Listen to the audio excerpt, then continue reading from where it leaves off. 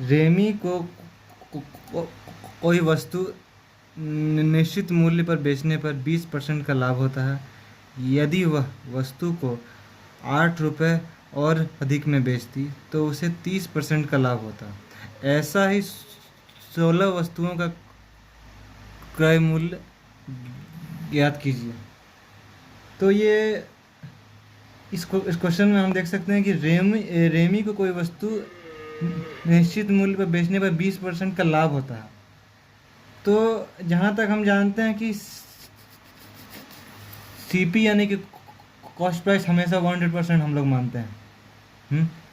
और यहाँ पे बेचने पर 20% का लाभ हो रहा है, यानी कि इसका एसपी जो होगा 120% हो जाएगा। 20% का लाभ, 100% वो खरीद के लाया, 20% का लाभ पर बेच रहा है, लेकिन वो बेच कितना पड़ रहा है ये हमें नहीं पता है। यदि वह वस्तु को 8 रुपये और ज़्यादा में बेचता तो उससे 30% का लाभ होता। यानी कि ये मान लेते हैं SP1 और ये मान लेते हैं SP2। तो यहाँ उससे इसे 20% का लाभ हो रहा था, लेकिन यहाँ इसे 30% का हो रहा प्रॉफिट, यानी कि यहाँ पे वो 130% हम लिख सकते हैं। लेकिन यहाँ से यहाँ पहुँचने के लिए इसे 8 रुपये लगे हैं। यहाँ देखिए लिखा हुआ, यदि वह वस्तु को और 8 रुपये ज़्यादा में बेचता तो 8 रुपये ज़्यादा बेचने पर 10% प्रॉफिट बढ़ गया है इसका। तो इसका मतलब इसी से आपका इक्वेशन बन जा रहा है कि 10% जो है 8 रुपये के बराबर हो जाता है, क्योंकि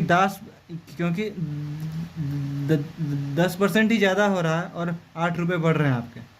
ठीक, तो 10% 8 रुपये के बराबर है। तो ऐसी ही 16 वस्तुओं का क्रय मूल्य, पहले हमें एक वस्तु का निकालना होगा, एक वस्तु यानी कि 100%।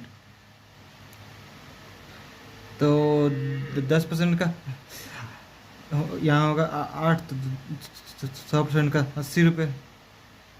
तो एक